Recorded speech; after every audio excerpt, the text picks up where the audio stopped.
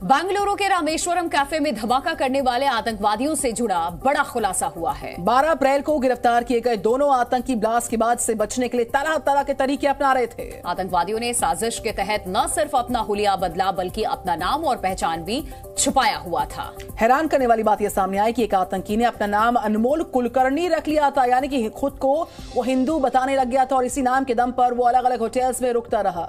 और अब बड़ा सवाल यह है कि आतंकी ने हिंदू नाम ही क्यों रखा था? इसके पीछे आतंकवादियों की साजिश आखिर क्या थी?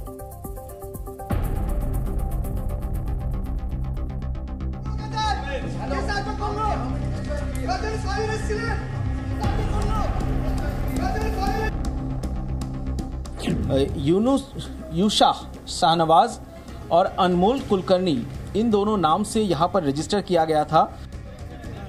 बेंगलुरु के रामेश्वरम कैफे में धमाका करने वाला एक आतंकी हिंदू नाम रखकर 1 महीने से ज्यादा दिनों तक सबको गुमराह करता रहा।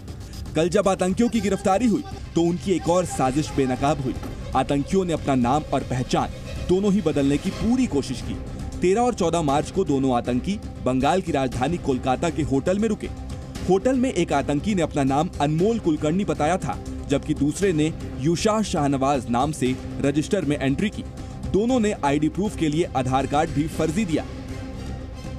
इस वक्त हम कोलकाता के उसी पैराडाइज होटल में हैं, जहां पर मार्च के 13 और 14 तारीख को ये दो आतंकी यहां पर रुके हुए थे और ये है उसका रजिस्टर। यहां पर यूशाह शाहनवाज और अनमोल कुलकर्णी, इन दोनों नाम से यहाँ पर रजिस्टर किया गया था। और यहाँ पर जो बताया गया है कि ये जो 8 नंबर रूम उनको अलॉट किया गया था और ये उस दिन 13 मार्च के दिन यहाँ पर शाम के 5:40 पर वो यहाँ पर पहुँचे थे। 13 तारीख यहाँ पर डेट है और यहाँ पर बताए थे कि दार्जिलिंग से वो यहाँ पर आए हैं और यहाँ से वो चेन्नई जाएंगे। आतंकी अब्दुल मतीन ताहा और मुसाविर हुसैन शाजिब ने अपना हुलिया भी पूरी तरह बदल लिया था। दोनों पूरी तरह नॉर्मल दिखने की कोशिश कर रहे थे। होटल स्टाफ को भी दोनों आतंकियों में कोई संदिग्ध गतिविधि नहीं दिखी। जैसे आदमी नॉर्मल हो सकता था। देख के क्या लग रहा था कि ये किसी कास्ट का है? ना, हम जैसे हम लोग पता नहीं। नॉर्मल दाढ़ी वाड़ी थी? ना दाढ़ी नहीं। कोलकाता के पैराडाइज होटल से निकलने के बाद आतंकी कहां रुके और वहां उन्होंने अपने क्या नाम बताए, अब इसकी भी जांच हो रही है। मगर हैरानी की बात है कि 42 दिन तक आतंकवादी तमाम जांच एजेंसियों को चकमा देने में कामयाब रहे। अब तक की जांच में जो भी खुलासे हुए हैं उनसे इतना तो साफ है कि आतंकी बेहद शातिर थे।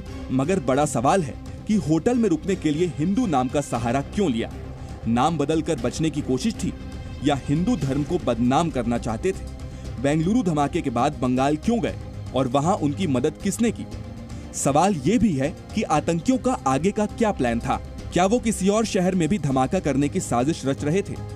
इन तमाम सवालों का जवाब पूछताछ में मिलने की उम्मीद है। आतंकी अब्दुल मतीन ताहा और मुसाविर हुसैन शाजिब के तार ISIS से जुड़े होने का अंदेशा है। ऐसे में अब ये सवाल भी है कि बेंगलुरु ब्लास्ट में इन आतंकियों के पीछे और कौन-कौन शामिल है। बेंगलुरु में धमाका 1 मार्च को हुआ। ब्लास्ट के मास्टरमाइंड और बम रखने वाले की गिरफ्तारी 12 अप्रैल को हुई। अब बड़ा सवाल है कि 42 दिनों तक दोनों आतंकी कैसे बचते रहे और कहां छिपते रहे। ब्लास्ट से लेकर आतंकियों के छिपने और उन्हें बचाने से जुड़े कई अनसुलझे सवाल हैं, जिनका जवाब मिलना जरूरी है। तभी साफ हो पाएगा कि आखिर आतंकियों की मंशा क्या थी और उनका आका कौन है। कोलकाता से सोमित सेन गुप्ता के साथ ब्यूरो रिपोर्ट, जी मीडिया। तो आतंकियों की गिरफ्तारी के बाद NIA को जांच में कई और अहम सुराग मिलने की पूरी उम्मीद है। कोलकाता से पकड़े गए दोनों आतंकी 3 दिन की NIA कस्टडी में है और माना जा रहा है कि आज ही NIA की टीम आतंकवादियों को बेंगलुरु लेकर के जाएगी। दोनों से धमाके से जुड़ी सभी पहलुओं पर पूछताछ भी होगी।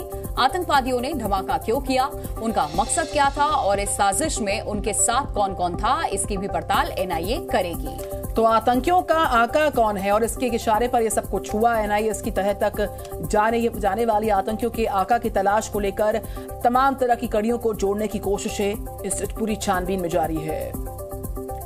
बेंगलुरु ब्लास्ट केस पर बड़ा सवाल जान लीजिए। फर्जी नाम पर होटल में एंट्री आखिरकार इन आतंकवादियों ने क्यों ली हुई थी? रजिस्टर पर हिंदू नाम भी क्यों इन्होंने लिखा था? इसके अलावा जो सवाल खड़े हो रहे हैं वो भी आपको बता देते हैं। दरअसल हिंदू नाम लिखने को लेकर के कई सारे सवाल हो रहे हैं कि आतंकवादियों का मकसद कुछ और भी था।